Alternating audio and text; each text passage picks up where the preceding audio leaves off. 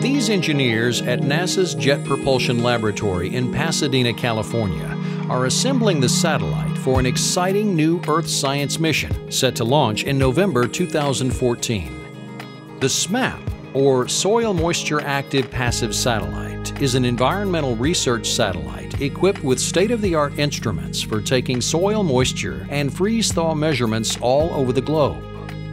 The satellite combines two key instruments, an active radar and a passive radiometer, which can provide high-resolution, accurate measurements at a frequency and scale never before possible.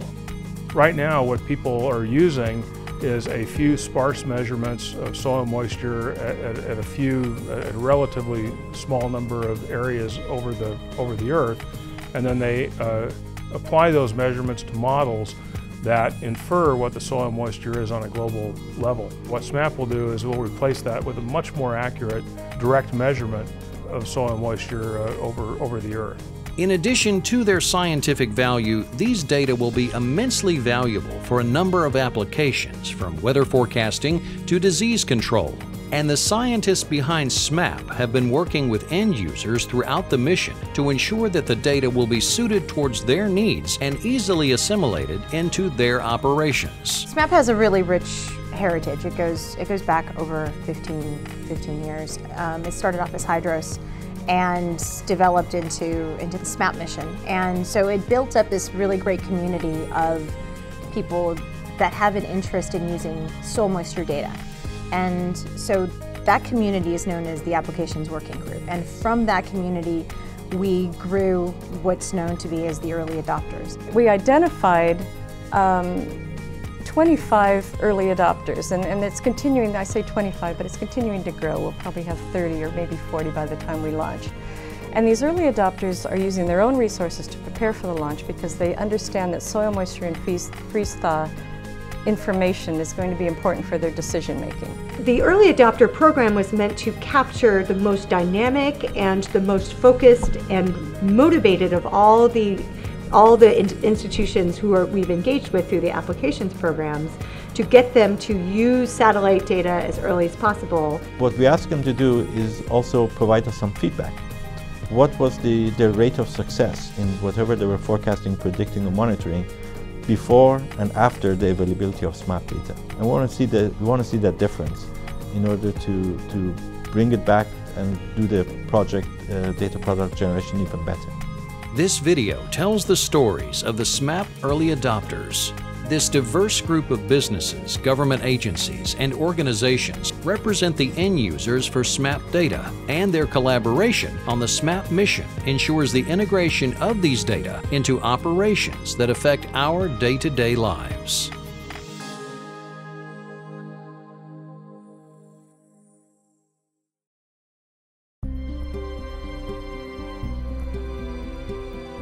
I'm Michael Eck. I'm the Land Hydrology Team Leader at the Environmental Modeling Center. We're part of NCEP, the National Centers for Environmental Prediction, and they have a number of centers of which EMC is part. There's also the Weather Prediction Center, the Hurricane Center, Severe Storm Center, and we provide national guidance for the rest of the Weather Service and NOAA with environmental prediction. Weather models definitely need a very good initial condition, because if you don't have a good initial condition, you're starting from the wrong place. So SMAP and other remote sensing products and other data sets that we use that are on the ground, for example, help us to better characterize or better describe what that initial condition of the surface is. So is it frozen or not? Exactly what is the soil moisture? We worry about other things like, is there vegetation? How green is it? There's a number of conditions of the surface that we need to know, and soil moisture is probably one of the most important. Essentially, as our models, our weather and climate models are going to higher resolution, we want to be able to match that resolution with the input data that we get from the remote sensing.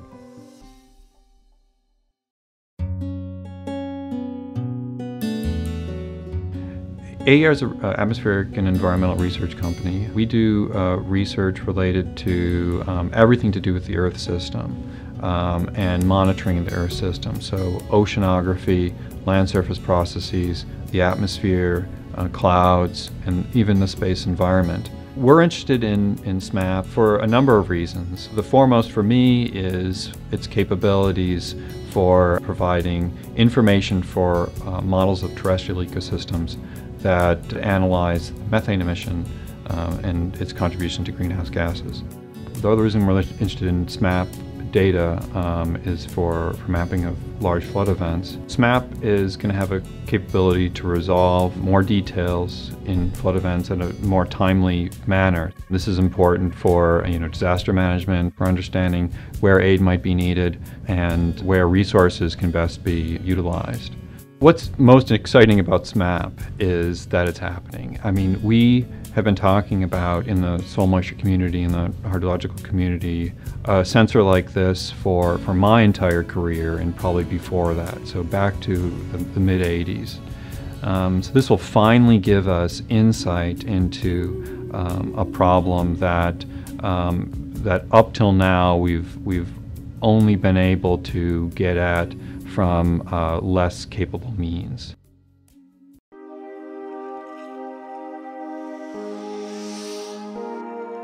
The National Drought Mitigation Center is a unique center in that we are the only group in the United States that focuses completely on drought monitoring, drought early warning, drought planning.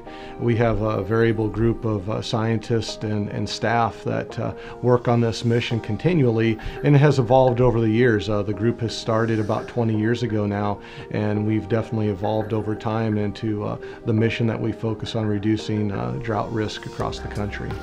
Soil moisture is really a critical component into understanding drought and where it's developing, how severe it is. Traditionally, soil moisture information has been acquired through ground-based measurements or probes in the soil, which are few and far between. So we're interested in SMAP to give us more detailed information on soil moisture variations across large areas and really fill in the gaps between where these sensors are on the ground to give us a more detailed spatial view of how things are changing in the soil over time. As we get these data at a higher resolution, covering the entire country, we're going to do our jobs better. When you see the drought monitor map coming out each week, we're going to have more confidence in some of the inputs that we're looking at, especially with regards to soil moisture, are going to be of a higher level and of a greater quality and more utility than anything we've had up to this point.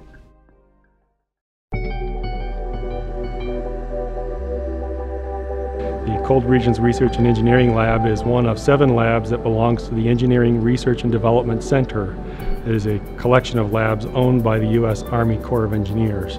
We became involved with SMAP because we have always been interested in ways to remotely get soil moisture information in areas that we're not allowed to go. SMAP is one of the first new sensors that provides us a strong leap into the future to be able to more accurately and more precisely measure soil moisture. And that soil moisture is real critical for military mission planners. When you're talking about soil strength, you're talking about mobility, or you're talking about just water security. The ability to measure that soil moisture from space is very important for military planners. The Army always has to get people and things from one place to the next. And if they have multiple routes to choose from, the soil strength based on the soil moisture, which is provided by SNAP, will say this route is better because it's stronger soil, so you can get more things over in a given amount of time. It's fascinating being on a much larger team and working with these applications to show how critical satellite data is to our weather analysis and our climate prediction systems that we all work with.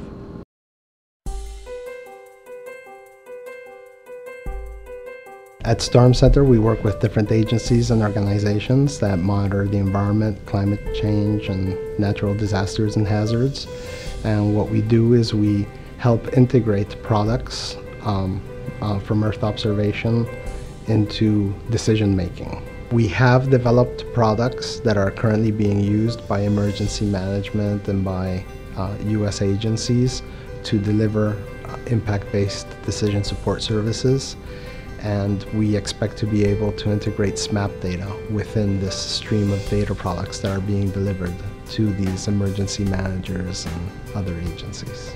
A lot of the data that's currently available is either at a very low resolution or is not readily available when our decision makers need it. And we are expecting SMAP to be able to fill in those gaps, to actually make that data available when it's necessary to take those decisions.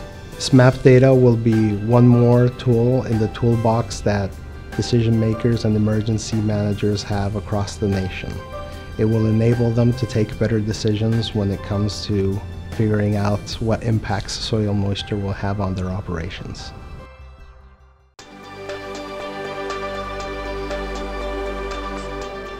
My name is Kyle McDonald. I'm a professor of Earth and Atmospheric Science at the City College of New York.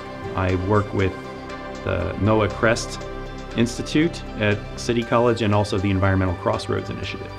The New York City Department of Environmental Protection is interested in using the information content from the SMAP data products to inform them with new information on the integrity of their watershed for supplying the New York City potable water. As SMAP early adopters, we are working with them to assist them to be ready to integrate SMAP information into their assessment schemes for looking at the quality and amount of water that's available to the City of New York. It's a very new and exciting application for remote sensing science, because we'll be able to use this new data set that will be routinely available from space orbit as a new information source to hopefully get an improved understanding of the issues that face providing water supply to growing populations.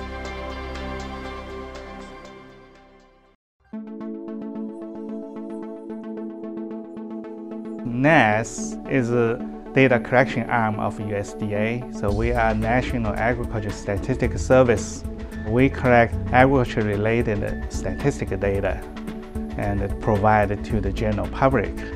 We're looking at the SMAP mission to help us define when the growing season begins, looking at the freeze-fall cycles, using the rapid repeat cycles that the satellite will provide us and give us, giving us more objective and scientific readings than we can currently get from our ground-based enumerators, which number about 4,000, and potentially this could be a real big cost-saving measure for our organization. We're very excited about the improved objectivity and scientific basis that this SMAP mission will provide our organization. It will improve our agricultural statistics monitoring capabilities and give us better methods and means of delivering our message or our scientific information to the public.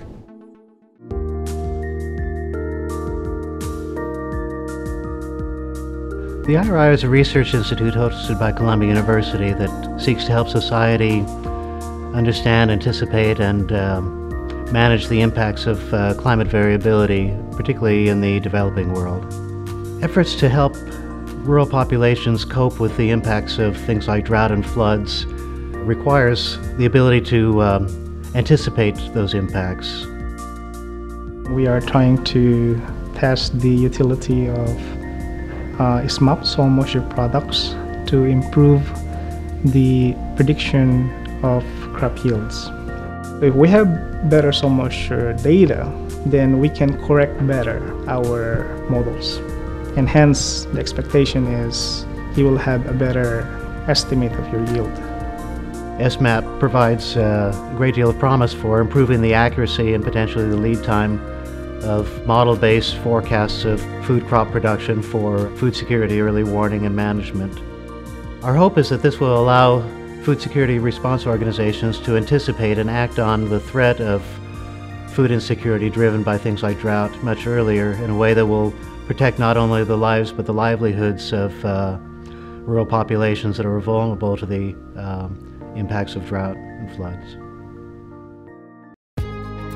The SMAP early adopters featured in this video represent only a portion of the full early adopter program, but these organizations dedicated to pushing the limits of technology represent a major step forward in the widespread implementation of satellite data and will continue to be an integral part of future NASA missions for many years to come.